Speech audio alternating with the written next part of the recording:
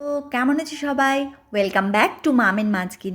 আজ আমি তোমাদের সাথে খুবই সিম্পল একটা ব্রেকফাস্ট রেসিপি শেয়ার করতে যাচ্ছি, যেটা বানাতে কিন্তু সময় একদমই কম লাগে, কিন্তু খেতে যেরকম টেস্টি তেমনি কিন্তু এটা সুপার হেলদি। তো চলো দেরি না করে আগে রেসিপিটা শুরু করি। এই রেসিপিটা বানানোর জন্য আমি দেখো এখানে 3 টেবিল স্পুন মতো ডালিয়া আর 2 টেবিল স্পুন মতো মুগ ডাল আমি খুব ভালো করে ধুয়ে 2 ঘন্টা মতো ভিজিয়ে রেখে দিয়েছি। আর এখানে এই রেসিপিটা বানানোর জন্য যা যা ইনগ্রেডিয়েন্টস লাগছে দেখো, আমি এখানে কিছু পালং শাক নিয়ে নিচ্ছি, যেখানে আমি মোটামুটি 8 থেকে 10টা মতো নিয়েছি। আর নিয়ে নিয়েছি ছোট্ট একটু আদা, আর নিয়ে নিয়েছি হাফ পেঁয়াজ, যেটা আমি লম্বা লম্বা করে পাতলা করে একটু কুচিয়ে নিয়েছি। আর নিয়ে নিয়েছি 2টো রসুন। এবার আমি সমস্ত ইনগ্রেডিয়েন্টসগুলো একে একে মিক্সিং জারের মধ্যে ঢেলে দিচ্ছি। প্রথমে আমি ডালিয়া আর মুগ ডালটা, যেটা আমি ভিজিয়ে রেখেছিলাম, সেটা জলটা ঝরিয়ে এর মধ্যে দিয়ে দিয়েছি। তারপরে বাদবাকি ইনগ্রেডিয়েন্টসগুলো একে একে আমি এখানে অ্যাড করে দিচ্ছি। এখানে দেখো সমস্ত ইনগ্রেডিয়েন্টসগুলো মিক্সিং জারের মধ্যে ঢেলে নেওয়ার পরে আমি এখানে হোমমেড টক দই, এখানে 2 টেবিল স্পুন মতো টক দই কিন্তু আমি এখানে অ্যাড করে দিচ্ছি। তোমরা যদি হোমমেড টক দই না দিতে পারো তাহলে অবশ্যই তোমরা বাজারে কেনা দই ইউজ করতে পারো, কিন্তু দেখে নিও সেটা যেন টক দইই হয়, মিষ্টি দইতে কিন্তু খুব একটা ভালো হবে না। তো দিয়ে দিচ্ছি আমি সামান্য একটুখানি নুন আন্দাজ মতো, কিন্তু 1 বছরের নিচে বেবিদের জন্য যদি রেসিপিটা করতে চাও তাহলে নুনটা একদমই স্কিপ করে দিও। আর পালং শাকও এতগুলো না দিয়ে 4 থেকে 5টা দিলেই যথেষ্ট। তোমাদেরকে দেখো কনসিস্টেন্সিটা দেখিয়ে দিচ্ছি, খুব বেশি কিন্তু পাতলাও নয় আবার খুব ঘনও নয়। এখানে দেখো আমি একটা প্যান খুব ভালো করে গরম করে নিচ্ছি, এবং যদিও এটা আমার আগে থেকে অয়েল ব্রাশ করা ছিল, তো গরম হওয়ার পরে আমি একটুখানি জল ছিটিয়ে ভালো করে মুছে নিয়েছি, যাতে প্যানকেকগুলো তাওয়াতে লেগে না যায়।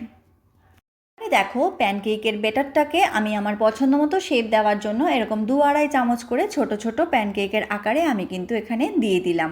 তোমরা তোমাদের পছন্দ মতো করতে পারো, চিলার আকারে যদি করতে চাও তাহলে আর একটু বড় করতে গেলে ব্যাটারটাকে একটু থিন করে নিতে পারো জল অ্যাড করে।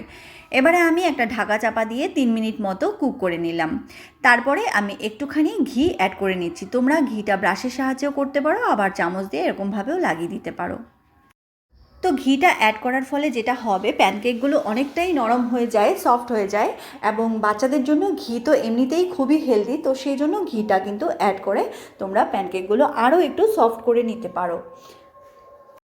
তো আবারও দেখো এখানে ঘিটা ব্রাশ করার পরে আমি প্রত্যেকটা প্যানকেককে একটা স্প্যাচুলার সাহায্যে খুব ভালো করে উল্টে দিচ্ছি। তো এখানে দেখো প্যানকেকগুলো উল্টে নেওয়ার পরে আমি লিডটা চাপা দিয়ে আবারও 3 মিনিট মতো ভালো করে কুক করে নেব, যাতে ভেতর থেকে প্যানকেকগুলো সেদ্ধ হয়ে যায়। দেখো ঢাকাটা খুলে আমি চেক করে নিচ্ছি প্রত্যেকটা প্যানকেক খুব ভালো করে হয়ে গেছে কিনা। তো আমি দেখে নিলাম প্রত্যেকটা প্যানকেক কিন্তু উল্টে পাল্টে দেখে নিয়েছি, খুব ভালো করে সেদ্ধ হয়ে গেছে ভেতর থেকে। এবার কিন্তু আমি বেবিকে ইজিলি সার্ভ করে দিতে পারি। তো এখানে দেখো তোমরা দেখতেই পাচ্ছ কতটা সফট দেখতে লাগছে। এবার আমি বেবিকে সার্ভ করে দিচ্ছি হোমমেড কার্ডের সাথে।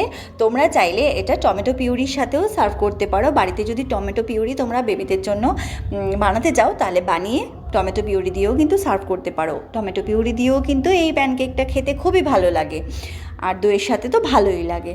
তো এখানে দেখো আমি একটা ছোট টুকরো তোমাদেরকে ভেঙে দেখাচ্ছি, কতটা সফট দেখতে লাগছে, তেমনি কিন্তু অসাধারণ হয়েছে খেতে। আমার বেবি এই রেসিপিটা কিন্তু এই প্যানকেকটা কিন্তু খুবই ইন্টারেস্ট সহকারে খায়, সেই জন্য আমার মনে হলো তোমাদের সাথে রেসিপিটা শেয়ার করি। 1 বছরের নিচে বেবিদের জন্য করতে চাও তাহলে অবশ্যই পালং শাক 3টে থেকে 4টে, রসুন 1টা, আর নুনটা অবশ্যই স্কিপ করে এই রেসিপিটা করে easily as a finger food হিসেবে বাচ্চাদেরকে তোমরা দিতে পারো। তো কেমন লাগলো রেসিপিটা অবশ্যই জানিও, আর যদি ভালো লেগে থাকে লাইক কমেন্ট শেয়ার করে দিও। চ্যানেলে নতুন হলে চ্যানেলটিকে সাবস্ক্রাইব করে মাম অ্যান্ড মাঞ্চকিনের পাশে থাকা বেল আইকনটিকে ক্লিক করে মাম অ্যান্ড মাঞ্চকিনের সঙ্গে থেকো। দেখা হচ্ছে নেক্সট ভিডিওতে, ততক্ষণ তোমরা ভালো থেকো, সুস্থ থেকো, টাটা।